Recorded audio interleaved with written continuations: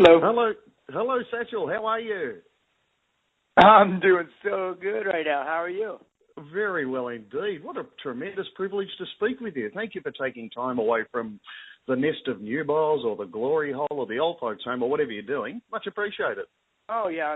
I'm just having sex. I'm actually right in the middle of having sex with about 3 strippers. Oh, would you say my name? Would you say Rowan over and over? Well, you know what? I don't want to. These girls are. They're not going to hear it anyway. They're deaf. Oh, that's very, very handy indeed. So we can get on with the interview in the meantime. Brilliant. So, Absolutely. my friend, a satchel of what? Poetry, platonic love? You know what? I don't know what satchel. Everybody compares me to a small handbag, and I would. I think the thing about satchel, I would say that if satchel contains anything, it's the spirit of heavy metal. Oh, absolutely. Beautifully put. But seriously, you're a tremendous and accomplished guitarist and performer. When did the decision come for you and Steel Panther to perform about life's real issues? Oh, that's a good question. That's a really good question. I think for us it became quite apparent about 15 years ago that the world really needed a band to tackle the subjects that we've already tackled on our first 3 records.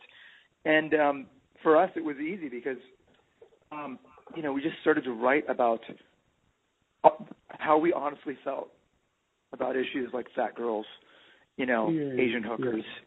Yeah. These are all subjects that, on our new record, we have a song called Gangbang at the Old Folks Home. Yes. It's something that everyone wonders what it would be like. And fortunately for the world, we've actually done these things and been able to write songs about them. And I think that most people, when they hear the words to our songs, pretty much everybody can relate. People of all ages. It doesn't matter whether you're 90 or 9. Most people can really relate to our words because they're written straight from the heart, and they're true. And I feel like we're doing the world of art a favor, and I feel deep in my heart that Kanye West really wants us to have that Best Album Grammy. I think you're absolutely right on that. And while you're on Gangbang, I was going to ask, is it based on factual events? Yes, it actually is. A lot of people don't realize this, but when we're not touring, I still have a job. I work down at the UPS store when I'm not touring, and Michael works at the Domino's Pizza place, and he really actually did deliver some pizza to a old folks home, and he had a gangbang with a bunch of old people, and I didn't believe him at first, but he has the scars to prove it, and he still had the defibrillator that he took from the wall when he was reviving one of the ladies that had a heart attack during the actual performance of his performance. Well, no wonder it was, in fact, Michael Starr. I mean, who could blame her? And look, let's face it, that particular activity is something we all aspire to.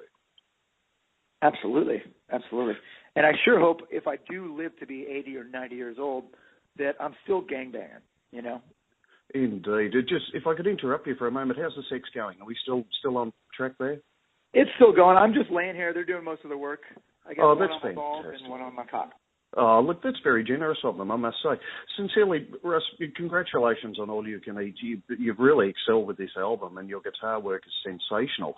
An important question that I think all discerning people need to know, particularly with If I Was the King. It's a terrific insight into a world of new possibilities. I'm in complete agreement with your stance to outlaw clothes for chicks and little kids having the right to drink. But do you think it's an important issue to modern society to take a shit right on the street? I think it's more important than a lot of people don't think about it because they've been conditioned to take shits in lavatories or bathrooms. Yes, I don't know what you call them down there in Australia, but the I dummy. think that if most people realized that their freedom of shitting on the street has been taken from them, more people would probably want to take a shit right on the street.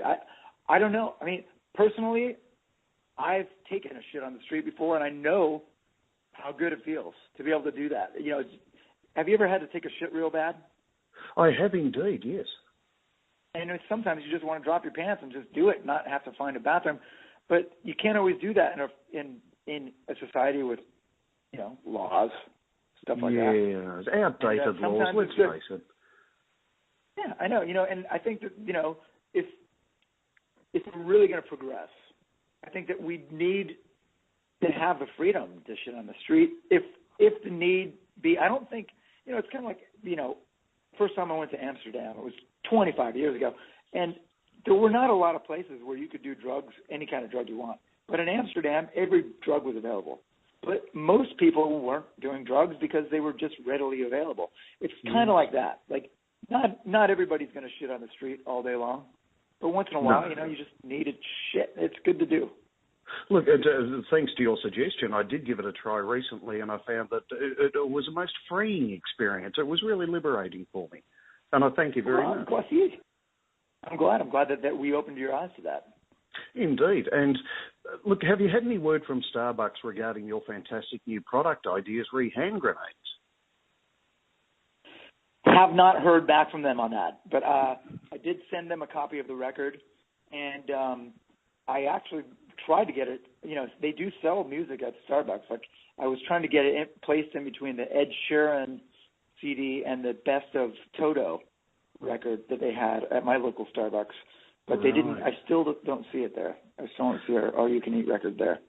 No, goodness me, it needs to be there, really. What perfect accompaniment to a coffee.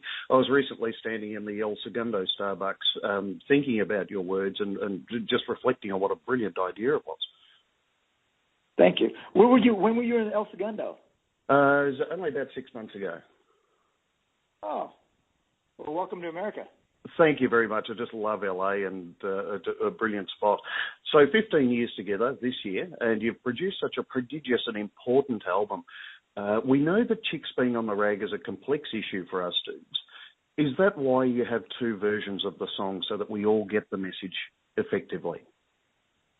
You know, it's I felt when I finished writing She's on the Rag, because this was based on a personal experience of mine. Oh, I see. I just felt like it needed to be revisited, and even some of the lyrics. I don't know if you noticed, it's sung from a slightly different point of view, but I needed to touch base on that subject again. I think mainly because it was an issue that, for me, I didn't. You know, being a male, you don't realize how much a girl being on the rag can affect your life. You start to realize it as a teenager, I think, or even maybe even a little bit younger than that. But I know when I was young, I didn't realize, you know, gosh, my mom is on the rag right now. She's really, you know, it took me a while to realize why she was acting like a bitch, you know? And, absolutely. I mean, I think that's a subject, you know, She's on the Rag. It needed to have a softer approach as well. So I felt like the acoustical version of that really tied it up nicely. It did indeed. And let's face it, with the entire album, All You Can Eat, you've essentially brought about a roadmap for young men and women entering into the complexities of adulthood, particularly with big vagina syndrome and the menstrual cycle. Was it your intention to bring about such an inspired work of social guidance? It wasn't the intention when we first began working on the record, but it's interesting that you caught on to that, because it really, you know, I think that's what happens when you're a true artist and you write from your heart. You write about subjects that you know, and those subjects have deeply affected us over the years. You know, girls who are on the rag and girls who have big vaginas. Yes. You know, and obviously gangbangs. You know, sex with people of all ages. I mean, you'd be surprised at how many young men don't even think about having sex with old ladies because of their age. You know, it's discrimination, plain and simple, you know. It is indeed. I absolutely agree. And look, thank you, because I thought it was me that had perhaps a little dick. But in fact, BBS is just so common. You know what? That's the trap that I fell into as well. And I realized after years and years that big vagina syndrome is far too common. That's the problem. It's not that I have a little dick. It's just that there's too many girls with big vaginas out there. And unfortunately, our call with Satchel has dropped out. I do apologise to listeners. Nevertheless, we can't wait to see Steel Panther performing live at Soundwave 2015 and perhaps a couple of Sidewaves at the same time. We look forward to speaking again with Satchel and the boys, and very best of luck for their tour.